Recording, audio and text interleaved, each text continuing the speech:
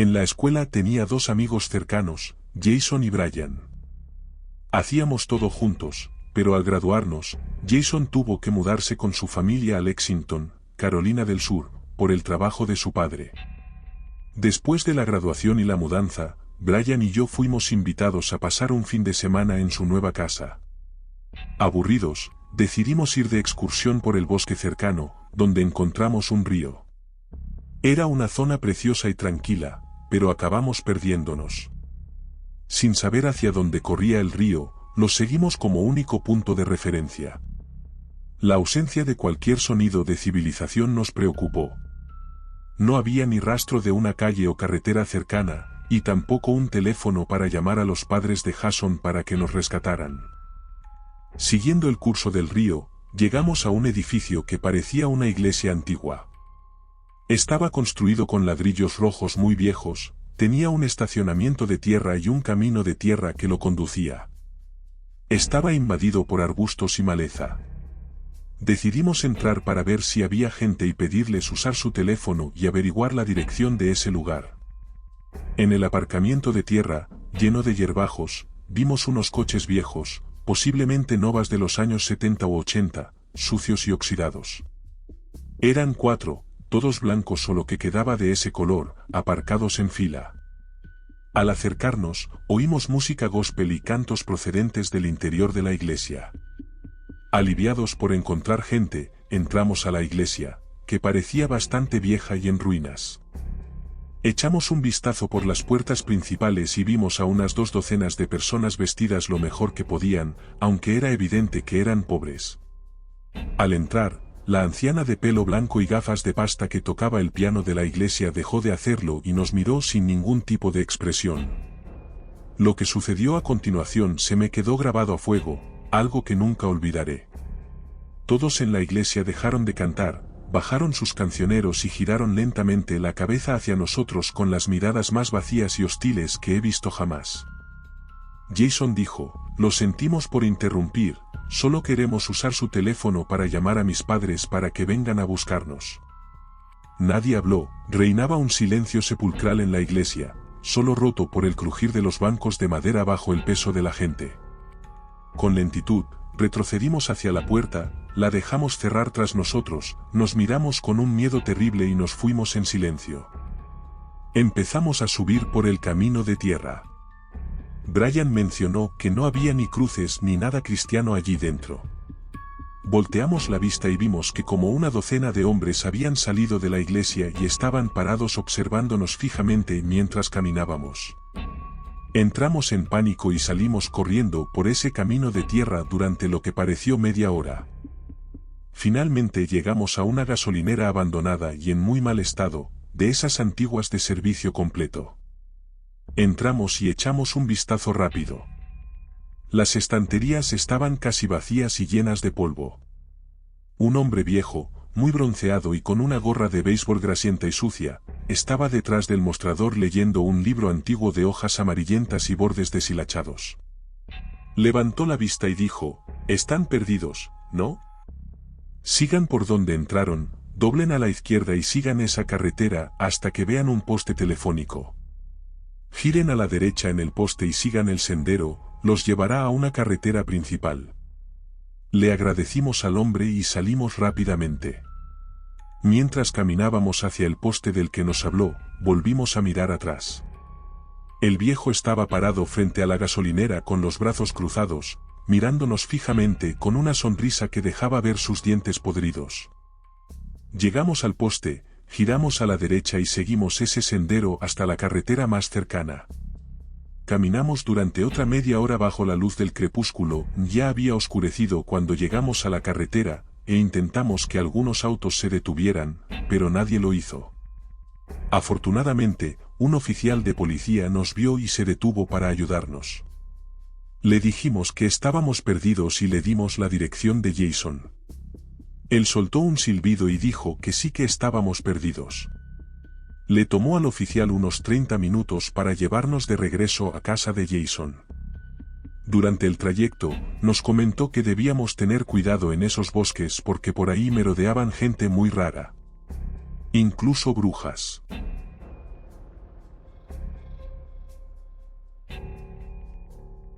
Hace 8 años, cuando teníamos 19 y vivíamos en Nueva Jersey, mis amigos James, Sean y yo éramos unos buscapleitos aficionados. Nuestro tranquilo pueblo tenía un montón de casas abandonadas, y en lo alto de una colina, no muy lejos de nuestras casas, había una iglesia abandonada. Era una leyenda local, llevaba cerrada y desolada durante años. Ahora vivo en Florida y no sé si sigue en pie, pero lo que sí sé, es que a James, Sean y a mí, como adolescentes con ganas de emociones fuertes, se nos ocurrió un plan genial, o eso creíamos.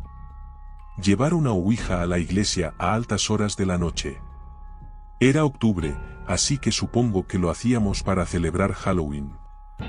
Sean tenía la ouija guardada en su armario, así que la trajo. Yo conducía, así que primero recogí a James, luego a Sean, y nos dirigimos directamente a la iglesia. La carretera que subía la colina estaba bloqueada, así que tuvimos que aparcar al lado y caminar. Subimos con una sola linterna al principio, para no llamar la atención.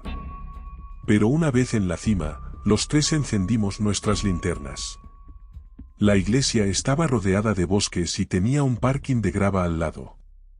Parecía que la habían allanado 1.000.000 de veces, estaba llena de pintadas y la puerta principal estaba entreabierta. 2 de nosotros tuvimos que empujar para abrirla porque rozaba contra el suelo. Una vez dentro, lo primero que hicimos, como es natural, fue mirar a nuestro alrededor con las linternas para asegurarnos de que no había nadie más. Daba mucho miedo estar en ese lugar de noche. Entonces, Sean preparó la ouija y sacó 3 velas de su mochila. Se rió y dijo que daría más ambiente. Colocó las velas en forma de triángulo alrededor del tablero, y cuando las encendimos, apagamos nuestras linternas. La única luz que quedaba era la de las velas, creando un ambiente mucho más inquietante e incómodo. Apenas podíamos ver más allá de 1,5 metros en cualquier dirección, así que empezamos a jugar con la ouija. Sean era el que más hablaba en ese momento. No recuerdo exactamente lo que dijo, pero seguro que empezó con el típico cliché de las ouija, ¿hay alguien ahí? La planchette empezó a moverse, y nos echamos a reír. Sabía que era uno de nosotros quien la estaba moviendo. Es casi imposible jugar a la ouija con amigos sin que alguien la mueva a broma. Sin embargo, seguimos el juego, y quienquiera que la estuviera moviendo deletreó algunas palabras. Mientras sucedía esto, escuchamos un crujido extraño proveniente del altar de la iglesia. La mejor manera de describirlo es que sonaba como un trozo grande de madera partiéndose por la mitad. Fue un ruido fuerte y parecía hecho a propósito. Todos saltamos al mismo tiempo y nos apresuramos a enfocar las linternas de nuestros teléfonos hacia el altar. No había nadie allí hasta donde alcanzábamos a ver. Creo que ambos estaban tan asustados como yo después de eso, pero el lugar era viejo y se estaba desmoronando, así que algunos ruidos extraños aquí y allá no parecían una locura. Por eso, seguimos adelante. Nos turnamos para hacerle preguntas a la ouija, pero la planchette ya no se movía. Creo que porque el crujido nos asustó a los tres, y ahora nos lo estábamos tomando más en serio.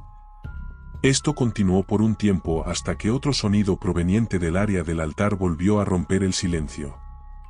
Pero antes de que siquiera tuviéramos tiempo de alumbrar con nuestras linternas otra vez, algo aterrizó en la ouija, haciendo que todos saltáramos y gritáramos. Era una piedra del tamaño de una pelota de golf. Hace 2 segundos los tres teníamos las manos en la planchette, era imposible que alguno de nosotros la hubiera tirado. Los tres nos levantamos y salimos corriendo de la iglesia a gritos, dejando atrás la ouija y las velas. Corrimos colina abajo hasta mi auto, y por temor a que nos persiguieran, no nos detuvimos. Los llevé a todos a casa de James, donde simplemente nos sentamos en el auto durante una buena media hora, hablando, preguntándonos qué había pasado exactamente. Sean es muy religioso y supersticioso también. Estaba seguro de que habíamos contactado con algún tipo de espíritu. Yo no creo en esas cosas. Pienso que había alguien más en la iglesia con nosotros, lo que me parece igual de aterrador. Sean volvió a la iglesia al día siguiente con James para recuperar su ouija, y para hacerlo aún más extraño, la ouija había desaparecido, pero las velas seguían en su lugar. Cuando vieron desde la entrada que no estaba, decidieron irse enseguida. Esta sigue siendo la experiencia más aterradora de mi vida. ¿Y qué piensas tú? ¿Habría sido un fantasma o alguien jugando una broma pesada?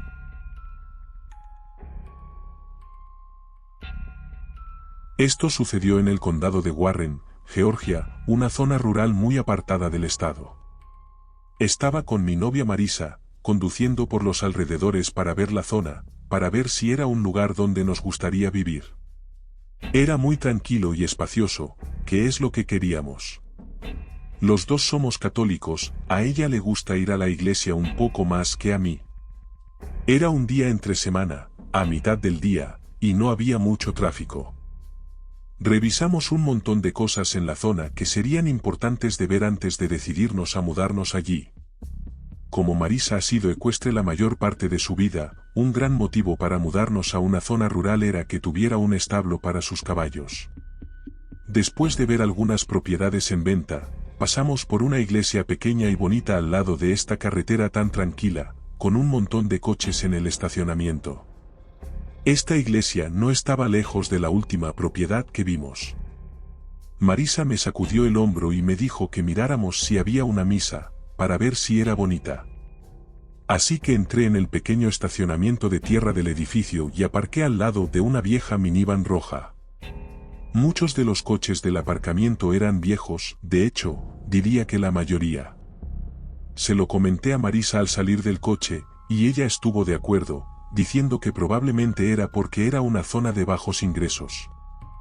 Abrí la puerta de la iglesia para nosotros y entramos. Era bastante pequeña por dentro, como esperábamos. Diría que había 5 filas de bancos, cada una cortada por la mitad en el centro por la nave o pasillo central.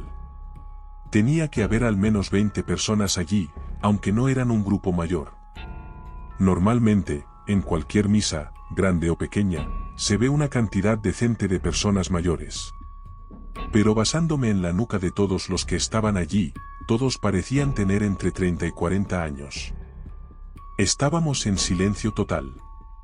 Al parecer, todos rezaban. Nos sentamos atrás, pero enseguida la gente más cercana empezó a mirarnos, uno por uno. Al darse cuenta de las miradas, otros seguían la dirección y terminaban observándonos también. Marisa y yo nos intercambiamos una mirada nerviosa y luego volvimos a ver al frente. No podíamos hacer más que sonreír, pero nadie nos devolvió el gesto. Eran miradas frías, nada acogedoras. De repente, me di cuenta de que nadie estaba vestido apropiadamente para una misa. ¿Qué estaba pasando aquí? Fue entonces cuando me percaté de que no había mujeres, ni una sola salvo Marisa. Las miradas parecían centrarse más en ella que en mí. Un hombre con una máscara, al frente de esta supuesta iglesia, cerca de lo que parecía ser el altar, se levantó y nos señaló directamente. ¿Quién los invitó?, preguntó con voz severa. Tomé la iniciativa y respondí que simplemente pasábamos por ahí, vimos la ceremonia y quisimos participar. El hombre claramente no era un sacerdote y esto definitivamente no era una iglesia católica. Con tono amenazante, dijo, tienen que irse ahora mismo. Para ese momento, absolutamente todos en la sala nos observaban fijamente. Vamos cariño, murmuré a Marisa. Nos levantamos rápidamente, salimos casi corriendo y nos subimos al auto. La tranquilidad del campo se había roto por completo. Unas miradas extrañas, un silencio sepulcral y un hombre con máscara en una iglesia vacía. Habíamos entrado a un lugar que no debíamos y ahora solo queríamos alejarnos lo más rápido posible. No perdimos ni un segundo en el auto. Salí disparado del estacionamiento, pero los dos vimos por el retrovisor a alguien saliendo del edificio y subiendo a una camioneta. Intenté tranquilizarme pensando que no nos seguirían, pero entonces la maldita camioneta gris apareció en el espejo, acercándose cada vez más. Le pedí a Marisa que buscara en el GPS la comisaría del condado de Warren y pisé el acelerador a fondo. La camioneta nos persiguió todo el camino, no pegada a nuestro parachoques, pero lo suficientemente cerca como para que sus intenciones fueran claras. En el momento en que entramos al estacionamiento de la comisaría, la camioneta siguió de largo. Cuando desapareció, nos fuimos directamente a casa y nunca volvimos a mirar a Warren Country. Definitivamente terminamos en una especie de reunión de culto, pero no entiendo por qué nos siguieron, por qué la celebraban a plena luz del día o por qué, al menos, no cerraron la puerta con llave. Todo un misterio que preferimos dejar sin resolver.